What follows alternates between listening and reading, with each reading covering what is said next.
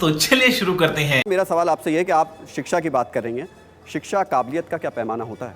लोकसभा में आपके विपक्ष के नेता हैं अधीर रंजन चौधरी, उनकी क्या शिक्षा है, क्या शैक्षिक योग्यता है? एक मिनट, आप मेरे बयान उठाकर देख लीजिए। मेरा मानना है कि संविधान में उनकी शैक्षिक नहीं एक मिनट, उनकी शैक्षणिक योग्यता क्या है? मैं एक मिनट, मेरा मानना है, मुझे बोलने दीजिए, सवाल पूछ लिया आपने, अब मेरा जवाब सुनिए। मेरा मानना है कि हमारा संविधान एक अंगूठा छाप व्यक्ति को भी प्रधानमंत्री बनने की अनुमति देता है। मुझे इसमें कोई आपत्ति नहीं है, एब्सोल्युटली। मेरा अपना मानना है कि इस देश में डेवलपिंग इकोनॉमी है, कोई भी बन सकता है। आप अंगूठा छाप हो, आप छठा पास हो, आप 10वां पास हो, आपकी डिग्री फर्जी हो, नकली हो, अगर प्रूफ नहीं हुआ आप बन सकते हैं प्रधानमंत्री।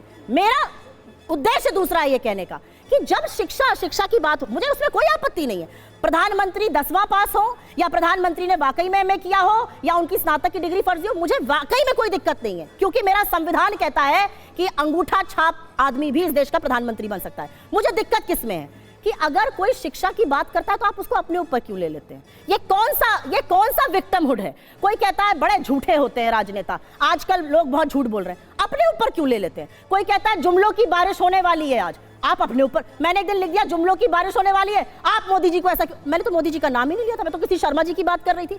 हर चीज अपने ऊपर ले लेते हैं क्योंकि चोर की दाढ़ी में तिनका है। मेरा मत है इस देश का संविधान सर्वोपरि है, मुझे कोई आपत्ति नहीं है, मुझे कोई आपत्ति नहीं है। Vivek Debroy prime minister economic advisory council के अध्यक्ष हैं, प्राइम मिनिस्टर द्वारा अपॉइंटेड हैं। उन्होंने एक लेख लिखा कि भारत का संविधान बदल देना चाहिए। आप उसका समर्थन करते हैं या उसकी खिलाफत करते हैं? और अगर खिलाफत करते हैं तो सैक करिए उनको, बर्खास्त करिए। जवाब ले लीजिए। एक मिनट, इन्होंने बहुत बोला, जवाब तो लेने दीजिए। जवाब आप ही के सवाल का जवाब ले, आपके सवाल का जवाब ले लेते हैं, बताइए। चलिए अब मैं बताता हूं। इन्होंने तो कहा विवेक देबरॉय का, आप सुनिए, आप ही के सवाल का जवाब। इनके नेता प्रतिपक्ष अधीर रंजन चौधरी ने 370 के ऊपर सदन के पटल पर कहा कि भारत के संविधान के अनुसार भारत सरकार को अधिकार ही नहीं है ये 370 चेंज करने का, चूंकि यूएन का मुद्दा है। बोलिए, आप सहमत है कि नहीं? तो आपके नेता प्रतिपक्ष का बयान है, जवाब दीजिए। पर उसका हाउस पे जवाब है, उसका जवाब तो दे दीजिए। विवेक देबरॉय ने जो कहा वो सही है या नहीं? क्या बात आप कर रहे हैं? सरकार का व्यक्ति नेता प्रतिपक्ष संसद के पटल पर बोले, वो पार्टी का बयान है, इसलिए मैं कह रहा हूं इसमें कोई बात बताइए। हाँ या ना? विवेक देबरॉय का समर्थन करते हैं या विरोध करते हैं? हाँ या ना में जवाब दीजिए। विवेक देबरॉय का समर्थन करते हैं या विरोध करते हैं संविधान पर? अधीर रंजन चौधरी का जवाब दीजिए। वो आपके नेता विवेक देबरॉय हमारी पार्टी के नेता नहीं है, अपनी पार्टी के नेता का जवाब दीजिए। बार-बार मत भागिए, बार-बार मत भागिए। अधीर रंजन चौधरी जी की बहुत याद आ रही है ना आपको, तो आपकी बखिया उधेड़ती हूं अभी। अधीर रंजन चौधरी पर्सनल काय हो जाती भाई? अरे आपकी बात ही क्या बात जवाब दे रही हूं। अधीर रंजन चौधरी, पहले जवाब दीजिए, 370 पर उनका बयान सही था या नहीं? बोलिए हाँ या ना। आप पार्टी के प्रवक्ता हैं, बोल चुके। हाँ, चलिए जवाब ले लेते हैं। अधीर रंजन चौधरी जी नेता प्रतिपक्ष हैं।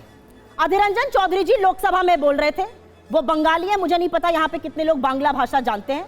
बांग्ला भाषा में नीरव का मतलब होता है जो व्यक्ति चुप रहता है, रणछोड़ जो चुप रहता है।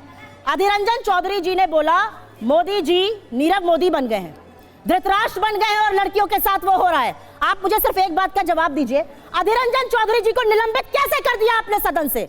आप सदन से निलंबित करते हैं विवेक देबरॉय को, आप संजय सिंह को खड़े हो जाते हैं, डेरेक ओब्रायन को, आप ऐसे कैसे कर सकते हैं? आप सदन में लोगों का निलंबन क्यों करते हैं? क्या सदन आपकी बपौती है? इस बात का जवाब दीजिए। निलंबित नहीं है। अधीर रंजन चौधरी जी को आपने निलंबित किस बेसिस पर किया, क्यों किया? ये लोकतंत्र का हत्या नहीं है तो क्या है? इस बात का जवाब दे दीजिए। और एक मिनट, बरगलाइए मत इस जनता को।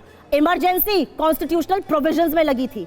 इमरजेंसी आपकी तरह अघोषित इमरजेंसी नहीं थी और हत्याएं नहीं हो रही थी ट्रेन में, पत्रकारों को डाला नहीं जा रहा था जेल में। अच्छा, क्योंकि उसने मुजहर की बात कर दी। ज्यादा हो गया। सुन लीजिए, आपका ज्यादा हो गया प्रभु। आज बोलने की ऐसी आजादी नहीं है कि एक व्यक्ति कहता है पढ़े लिखे को वोट दो, उसकी नौकरी चली जाती है।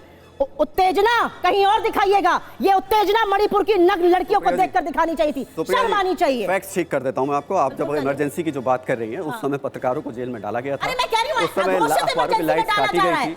अगर आप वो फैक्ट्स गलत बोलेंगे तो मुझे, लिए मेरे नेता ने कहा है वो गलत था। ये कह सकते हैं 10 साल से ये गलती कर रहे हैं, ये कह सकते हैं कि विवेक देबरॉय ने गलत किया संविधान बदलने की बात कर। इनकी हैसियत है बोले मणिपुर पर।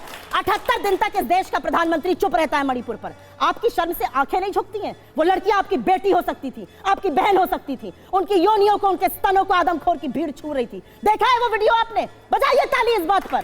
क्या बात करते हैं आप लोग? शर्म नहीं आती? आप महिला हैं, आपको शर्म नहीं आती कि एक और महिला के साथ क्या हुआ? आप ताली ठोकने की काम करते हैं।